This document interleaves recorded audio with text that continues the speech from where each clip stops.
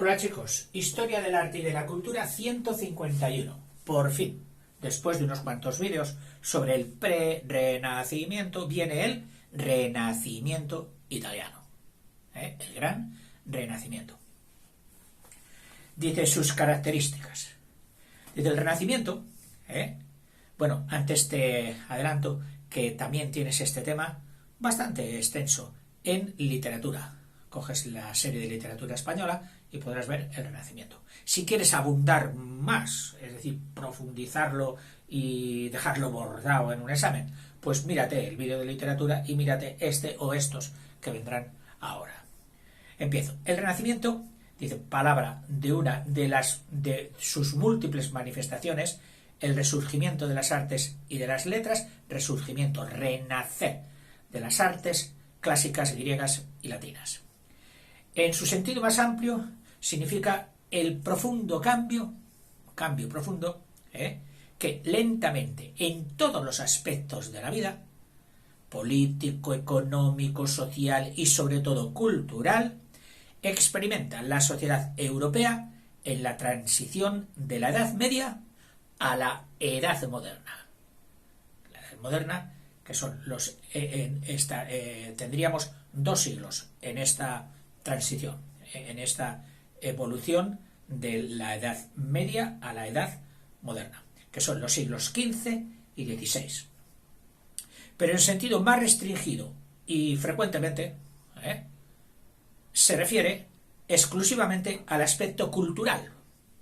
O sea, no a todas las manifestaciones externas que se dieron muchas, sino al aspecto intelectual, cultural, también espiritual y artísticas que informan, o sea, que conforman, que cambian la vida de la sociedad europea de su época.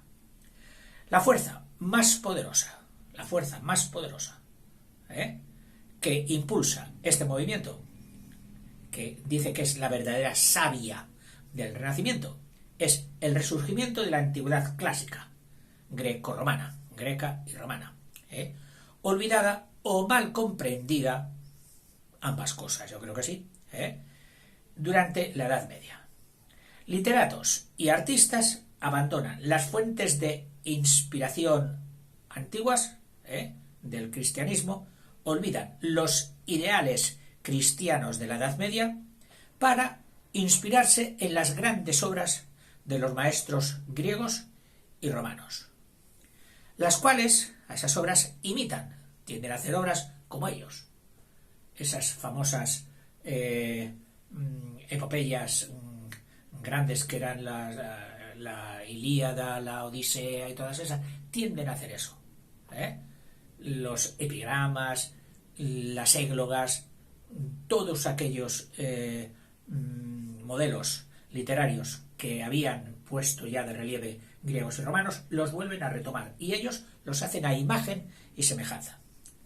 Al mismo tiempo convierten en sus propios ideales y principios vitalistas que pasan a ser los ideales y principios de la sociedad culta del Renacimiento. Vitalistas y centrados en el hombre, por eso también se llamó humanismo. En consecuencia, el renacentista, el hombre del Renacimiento, aspira a gozar ampliamente de la vida, no a sacrificarse y estar haciendo méritos para tener una vida de ultratumba, una escatología más sana de ir al cielo, no, se olvida de eso. Por lo menos, en el área de Italia. Veremos a ver qué pasa fuera de Italia, que va a ser también muy curioso. Si todo el Renacimiento fue uniforme, solo de una forma y de un sentir todos, o hubo varios sentimientos y varias formas dentro del Renacimiento. Pues lo vamos a ver.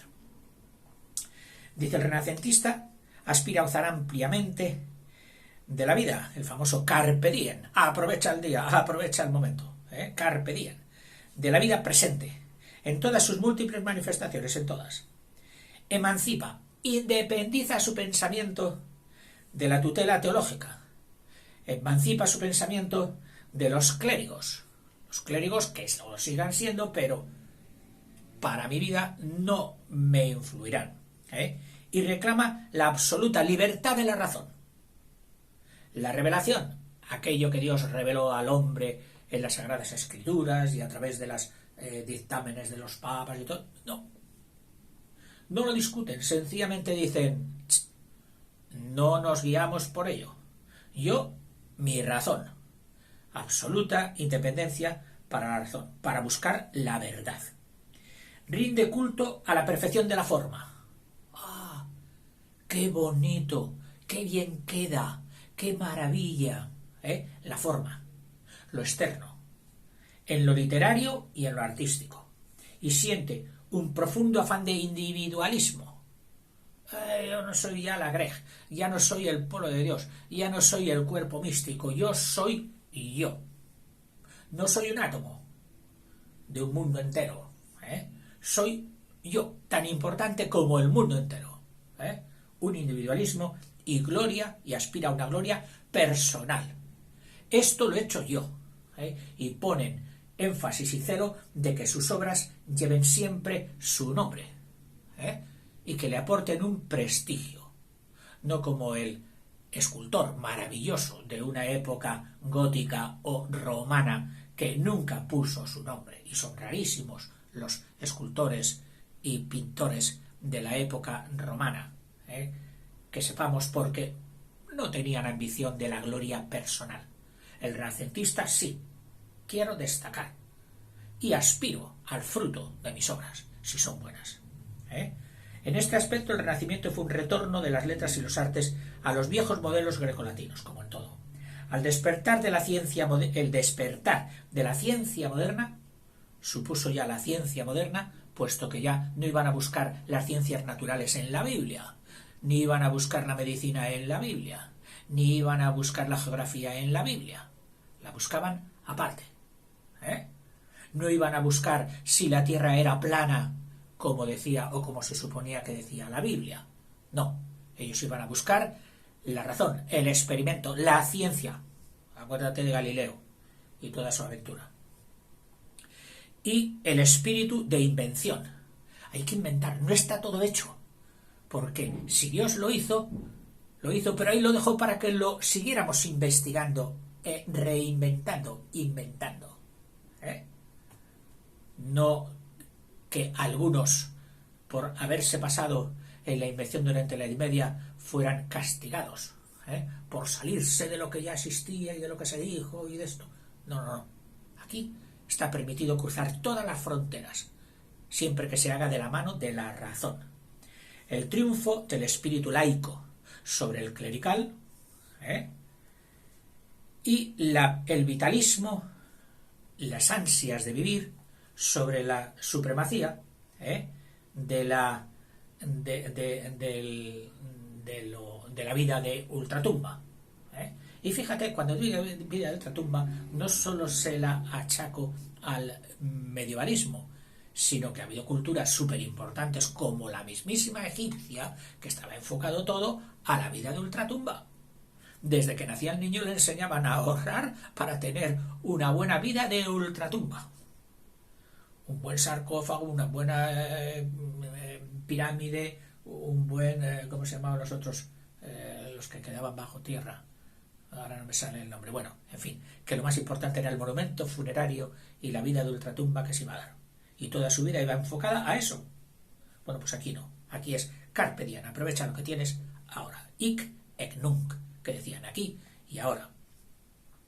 Dice, esta concepción de la vida, de aprovechamiento instantáneo, sobre la esencialmente espiritual y religiosa que fue la escolástica de la medieval.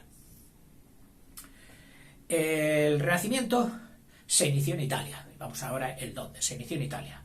Más en contacto que otros países con los restos de la antigua civilización romana.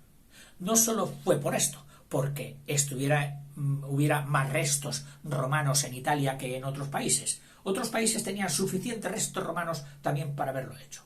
Pero el hecho de que se despegara, y esto ya es una apreciación mía, el hecho de que se despegara, no lo dice la doctora Comas, del clericalismo, fue también, según mi vista, por tener entre ellos viviendo a diario el sumum del clericalismo, que era pues el papado.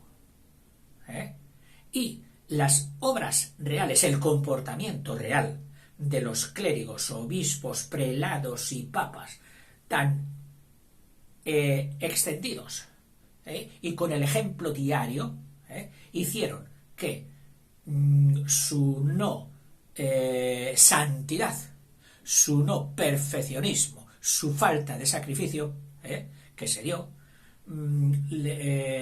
facilitase la desconexión. Sí, prelados, pero están haciendo una catedral y piden las limosnas y la vida que se pegan, y luego tienen esposas y tienen hijos y hacen guerras por el conquista. Es decir, allí se vio claramente la entidad humana y profana del clérigo de la época, y por lo tanto facilitó esa ruptura. Desde España, desde Francia, desde Inglaterra, desde Alemania, quedaba más distante y no había internet. Lo que quedaba distante quedaba borroso. Y siendo y tratándose de la Iglesia una cosa espiritual y conectada con Dios, pues se tendía a considerarlo bueno, hacer al Papa mejor de lo que era, hacer a los obispos de Roma y a la clerecía de Roma mejor de lo que eran. Y entonces no facilitó ese despegue, esa ruptura tan inmediata, que este va a ser otra clase de renacimiento que va a haber, y que hablaremos luego de ella. Pero que se diera en Italia, yo lo atribuyo no solo a que hubiera muchas obras, sino que a esta mal ejemplo, podríamos decir, de la clerecía italiana, que facilitó la ruptura. Y hubo ahí cuchillos afilados que metieron ahí para romper, para diseccionar la Iglesia de la sociedad, como el Decamerón de Boccaccio. Dice, el Renacimiento se inició en Italia, más en contacto que otros países con los restos de la antigua civilización romana, alcanzando también allí su máximo esplendor. Comenzó en Florencia, la gran Florencia, impresionante, cultura enorme, el núcleo, yo diría, de la cultura moderna y europea, sigue siendo, o para mí sería Florencia, no Roma, Florencia, verdadera cuna del Renacimiento, pasando después a las demás ciudades italianas. Y de Italia se propagó a toda Europa, revistiendo, conformándose en cada país, con matices diferentes, según la psicología y las circunstancias históricas de cada pueblo, cómo estaban, quién mandaba, cómo mandaban, estaban en guerra, estaban en contacto con el Islam, no en contacto con el Islam, que esta es una de los matices que se dará en el Renacimiento de España, etc. Revistiendo en cada países distintos según las iniciado en las postrimerías, es decir, los finales del siglo XIII, es decir, que el Renacimiento realmente pues empezó en el siglo XIII, siguió en el XIV,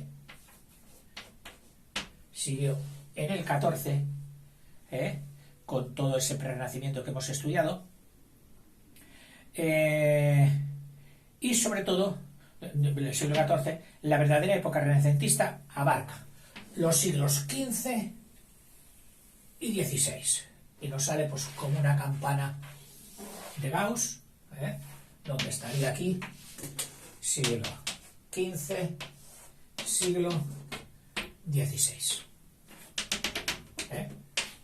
el pleno renacimiento, y todo esto lo habíamos llamado pre-renacimiento, renacimiento siglos XV y XVI, la verdadera época renacentista, siglo XX, si bien su espíritu luego perdura más o menos alterado y decadente a través del siglo XVII, del siglo XVII, o sea, perdura todavía durante el siglo XVII, lo que nos demuestra una vez más que todos los fenómenos, grandes fenómenos de la humanidad, no son rupturistas, no tienen ahí un precipicio que diga hasta ese momento era y después ya no fue. No es así, las cosas suceden poquito a poco. Dice, además del influjo ejercido en el espíritu público por los escritos de los primeros humanistas, Petrarca, Boccaccio, etc., y por el estudio del derecho romano. ¡Ja! El derecho, las leyes por las que se rige el hombre. Que quieras o no, los conflictos existen a diario y tienen que echar mano de las leyes. Entonces, volver otra vez al derecho romano, que fue un gran derecho. Esto también hizo cambiar la sociedad y meter en la mentalidad que algo nuevo era diferente, que antes te juzgaban de esta manera, no, ahora te van a juzgar según decían antiguamente los romanos, se vuelve a imponer el derecho romano, no te van a juzgar por la Inquisición o por la prueba de fuego, si has mentido, si has hecho esto, no, ni por lo que dijera la Biblia, no, sino por el derecho romano. Lo que más favoreció el desarrollo, además de esto, del movimiento fueron las circunstancias económicas, más pasta.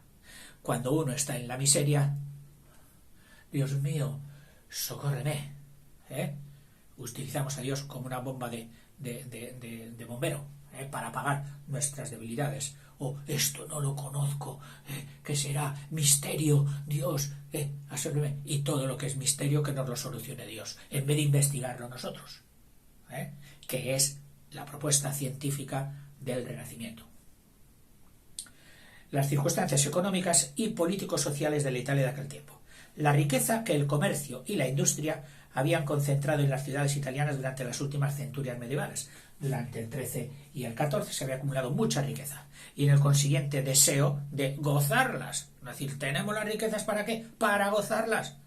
No nos vamos a tener ahí guardadas y no gozarlas y luego que nos muramos y todo para un sarcófago. No. Vamos a gozarlas ahora, esas riquezas y los placeres de una vida más cómoda, abundante y refinada. Banqueros y mercaderes enriquecidos, grandes señores, príncipes y prelados, rivalizaron, incluidos los prelados, todos, a ver quién tenía el mejor palacio, a ver quién tenía, es decir, era una rivalidad constante por el lujo, por las fiestas. ¿Quién da la fiesta más grande, la fiesta de esto?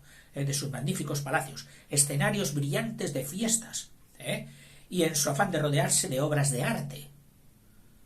Oh, yo voy a tener un cuadro impresionante de este, píntamelo aquí, de arte, de manuscritos. Los libros todavía eran un tesoro, no como hoy, que incluso asistimos a una degradación o a un momento bajo por la época digital, en que los libros ya aprietas el botoncito y te sale el Quijote entero. Seguimos. Y libros eran auténticos tesoros y tenían bibliotecas de códices antiguos y libros escogidos y sobre todo se rodeaban también de poetas. Piensa que no había otras diversiones y la poesía con su encanto sustituía a todas las películas y al Netflix y a todas las series que hoy tenemos de televisión y de películas.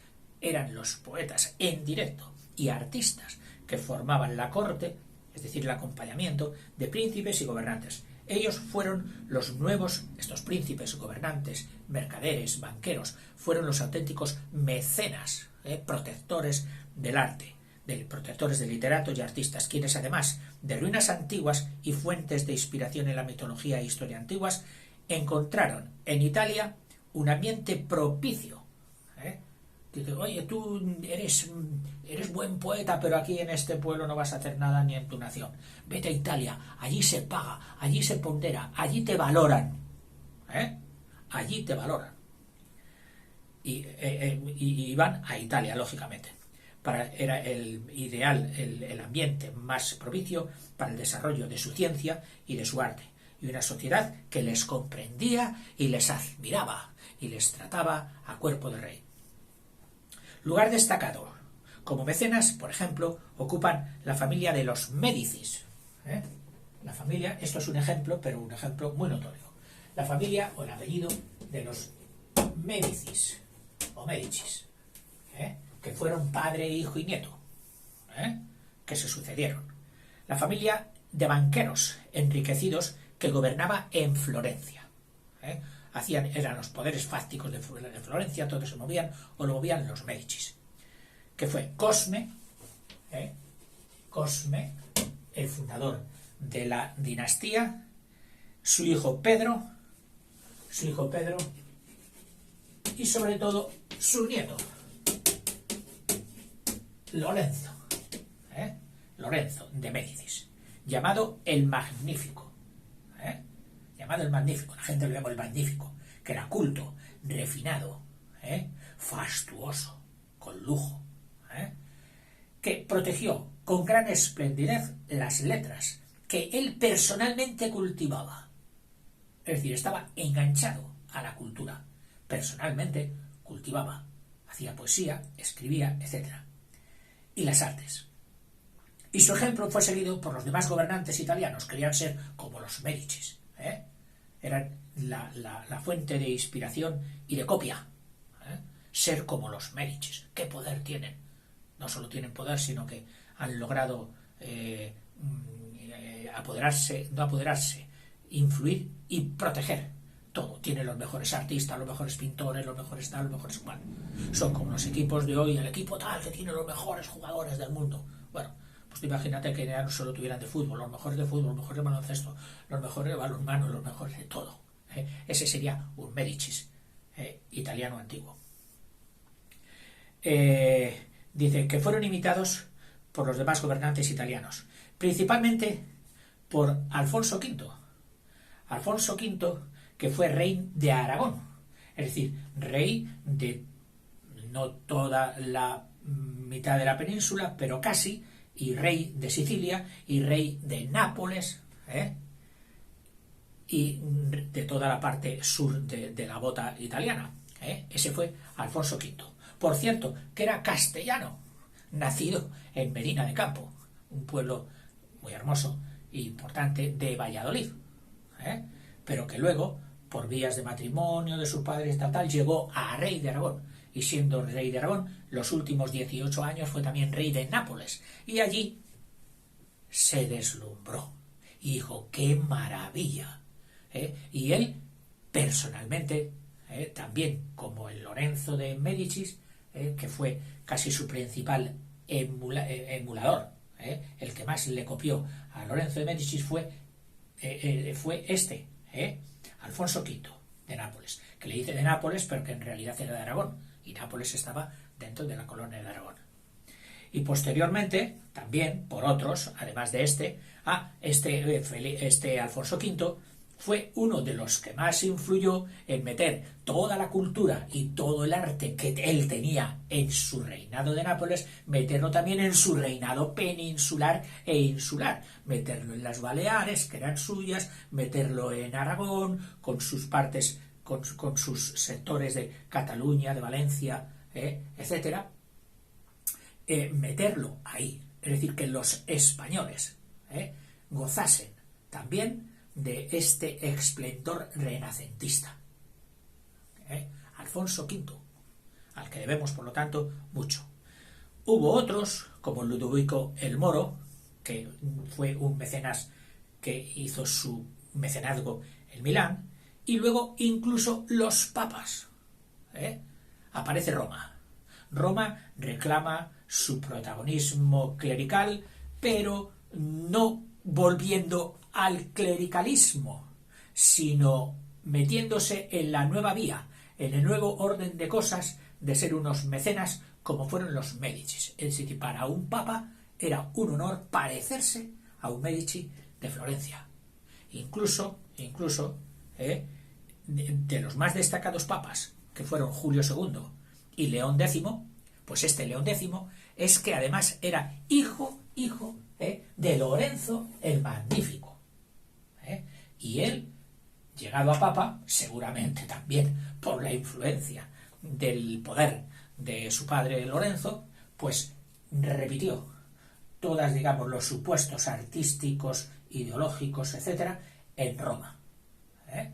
Y fue uno de los impulsores del Renacimiento dentro de la ciudad eterna, dentro de Roma. Bueno, pasaremos en otro vídeo, seguiremos con esto, que es realmente emocionante e importante. Tocar los puntos álgidos de la humanidad y el Renacimiento ha sido uno. Hasta luego, chicos.